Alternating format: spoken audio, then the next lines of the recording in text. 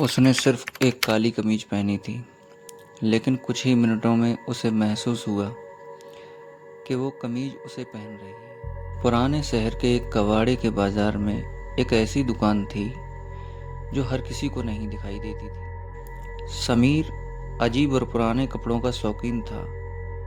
एक दिन भटकते भटकते उसी दुकान के सामने रुक गया। दुकान के अंदर हवा ठंडी थी और अजीब तरह से बिल्कुल खामोश। अंदर कपड़े टंगे थे, लेकिन सभी पर हल्की हल्की धूल जमी थी, सिवाय एक के। एक काली कमीज जो इतनी गहरी थी कि रोशनी उस पर टिक ही नहीं रही थी। दुकानदार, जिसकी आंखें धुंधली और खाली थीं, धीरे से बोला, बेटा, वो खुद अपने पहनने वाले को चुनती है। समीर रुका, फिर बिना कुछ कहे उसने कमीज उठा ली। जैसे ही उसने उसे पहना, उसे लगा जैसे किसी ने उसके कंधों पर ठंडी उंगलियां रख दी। सूरज ढलते ही कमरा अचानक ठंडा होने लगा, जैसे हवा में कोई मौजूद हो और दिखाई नहीं दे रहा हो।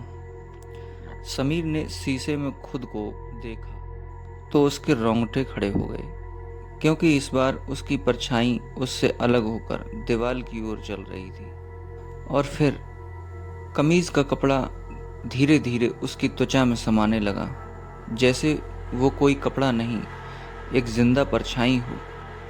समीर ने घबराकर उसे उतारने की कोशिश की, लेकिन इस बार ऐसा लगा जैसे कोई चीज उसे अंदर से कस रही हो, वो उसके अंदर से उसे जकड़ रही हो।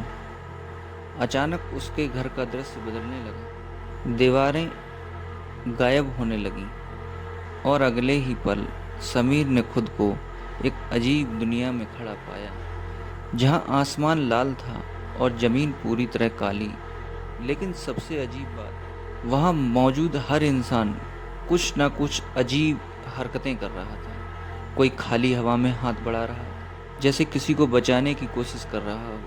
कोई जमीन पर बैठा बार बार एक ही शब्द दोहरा रहा था, और हर एक के ऊपर वही काली कमीज थी।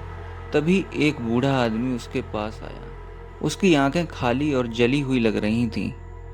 वो धीरे से बोला, बेटा, ये कमीज सूत से नहीं बनी, ये उन आखिरी पलों से बनी है जो लोग मरते वक्त भूल नहीं पाए। वह अधूरा बचा हुआ सच।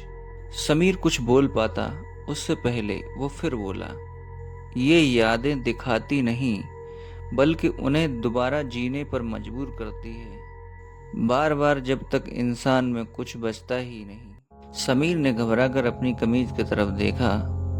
उस पर एक छोटा सा सफेद धब्बा उभर आया था, लेकिन वो सिर्फ धब्बा नहीं था, वो एक दृश्य था, एक पल जो उसकी आंखों के सामने चमक गया। वो याद जिसे वो हमेशा दबाकर रखना चाहता था। जैसे जैसे वो धब्बा फैलने लगा, समीर का शरीर धीरे धीरे धुंधला होने लगा। उसके हाथ पारदर्शी और हल्के होने लगे, जैसे उनका वजूद खत्म हो रहा हो। नहीं, समीर चिल्लाया। वो पागलों की तरह कमीज को फाड़ने लगा, लेकिन वो और कसती जा रही थी। तभी उसकी नजर एक छोटे दीपक पर पड़ी। उसने बिना सोचे कमीज को आग से छुआ दिया। जैसे ही आग लगी, एक भयानक चीख गूंजी, जैसे हजारों आवाजें दर्द में चिल्ला रही हों। कुछ ही पलों में वो कमीज राख बन गई, और अगले ही पल समीर अपने कमरे में था। सब कुछ सामान्य था।